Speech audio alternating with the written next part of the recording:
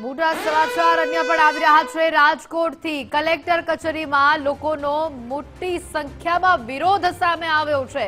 લોધિકાના પીપળિયાપાળ ગામના લોકોનો આ વિરોધ 2000 જેટલા લોકોએ પ્રાથમિક સુવિધા મુદ્દે પોતાનો વિરોધ દર્શાવ્યો છે। મહત્વની વાત છે, મૂળભૂત સુવિધાઓને લઈને લોકોએ વિરોધ દર્શાવ્યો છે। આ તસવીરો જુઓ, હાથમાં પ્લેકાર્ડ લઈને, રાષ્ટ્રધ્વજ લઈને આ લોકો વિરોધ માટે નીકળ્યા। અનેક વખત રજૂઆત છતાં પણ નિરાકરણ ન આવતા સ્થાનિકો રોષે ભરાયા। પાણી, રોડ, રસ્તા, સ્ટ્રીટ લાઇટની સુવિધાની આ લોકોની માંગ હતી। આરોગ્ય કેન્દ્ર ફાળવવાની માંગ હતી, પરંતુ લાંબા સમયની આ માંગ ન સંતોષાતા આખરે લોકોને રસ્તા પર આવવું પડ્યું। સોસાયટીના લોકો અત્યારે કલેક્ટર કચેરીએ પહોંચ્યા છે કે જેમાં તેઓ લગભગ 1500 થી 2000 પહોંચ્યા છે। એક તરફ કલેક્ટરને રજૂઆત કરવા માટે ખાસ જે પહોંચે છે ને દરવાજો બંધ કરવા આવ્યો છે, ત્યાં પોલીસ અધિકારીઓ સાથે પણ બોલાચાલી થઈ છે। બીજી તરફ મહિલાઓ છે, તેમના હાથમાં ફૂલ છે, ફૂલ લઈને તેઓ અહીં પહોંચ્યા છે। બા, શું કહેશો, શું તકલીફ પડી રહી છે? અમારે સાહેબ પાણી નથી, રોડ રસ્તા નથી, લાઇટ નથી, આંગણવાડી નથી, પ્રાથમિક શાળા નથી, રોડ રસ્તા નથી, પછી સારવાર કેન્દ્ર નથી, અમારે કઈ છે જ નહીં। અમારે માંગ પૂરી કરો। 5 સોસાયટી છે પણ એમાં કઈ સુવિધા નથી। અમારા રોડ રસ્તા બી સારા નથી। આપણે ગમે ત્યાં આવે તો રોડ પર કચકી વાળો છે, બધે છે, કોઈ રોડ રસ્તા સારા નથી। પાણી જ નથી, પાણી છે એ દેતા નથી। રોડ પૂરો થઈ ગયા, પાણી છે અમારે। જય હિન્દ, જય ભારત।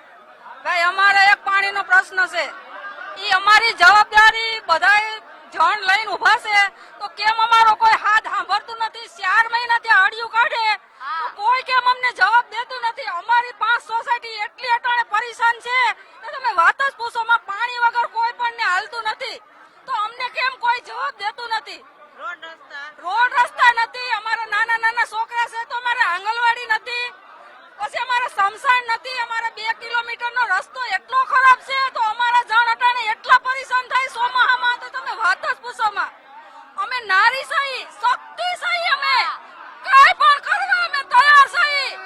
અમારે પાણી જોઈએ એટલે જોઈએ જ, અમને કેમ જવાબ દેતા નથી? અમે જઈ આવ્યા 2 જગ્યાએ, સરપંચ પાસે, મામલતદાર ઓફિસે। ચોમાસામાં ગાડીઓ હાલી શકતી નથી, રસ્તા જ સારા નથી। અમારી સોસાયટીમાં કચરાના ઢગલા, અમને ગંદકી મુક્ત કરો।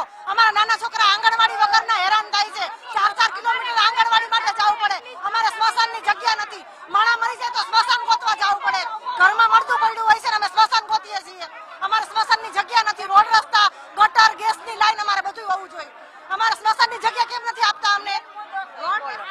અમારે 15 વર્ષ થયા પાણીનો પ્રોબ્લેમ છે। પાણી પીવાનું નહીં, વાપરવાનું નહીં। છોકરાને 15 વર્ષ થયા આંગણવાડી નથી, તો અમારે બહાર મૂકવા જવા 3 વર્ષના છોકરાને કેમ મૂકવા જવા? તો આંગણવાડીનો પેલો પ્રશ્ન, સ્મશાન નથી, મારા પેલા પ્રશ્ન સ્મશાન, તો માણસો મરી જાય તો એને ક્યાંય બાળવાની જગ્યા ન મળે। કેટલા ઠેકાણા ફરી આવે તોય ક્યાંય ન મળે। વ્યવસ્થા અમને કરી દો પાણીની, અમારે બહુ તકલીફ છે પાણીની। પાણી વગર કાંઈ નથી, પાણી અમારે જોઈએ। કોઈ જાતની સુવિધા નથી, કલેક્ટર કોઈ સાંભળતા નથી અમારી અરજી। ક્યાંય બીજે રખડવા જાવું, અમારા મળવાનું ક્યાંય ધંધો નહીં, કઈ બધાય બીજે ગામે પૂછવાનું કે અમને બહારવા દ્યો એમ। અમારે ઈ સુવિધા નથી, અમારે પાણી નથી, અમારે કરવું શું? અમારે જાવું ક્યાં? તમે સરકાર અમને એટલો માન ન આપો। વેરાવળ વાળા એમ કે સાપર વાળા નહીં, બહારવા નહીં દેવાના એમ કે। અમારી કલેક્ટર સાહેબ પાસે એક જ માંગ છે, અમારે પાણી જોઈએ। પાણી બધું चाहिए, हम लोग का पानी रोटी चाहिए, બધું चाहिए। જોઈ શકાય છે કે મહિલાઓનું ટોળું પહોંચ્યું છે મોટી માત્રામાં। લગભગ 1500 થી 2000 લોકો અત્યારે અહીં પહોંચ્યા છે અને એક જ માંગ છે કે તે રીતના અત્યારે રજૂઆત કચરાની છે। બેન, શું તકલીફ પડી રહી છે? બેન, પાણી નથી, પૈસા દેતા પાણી નથી।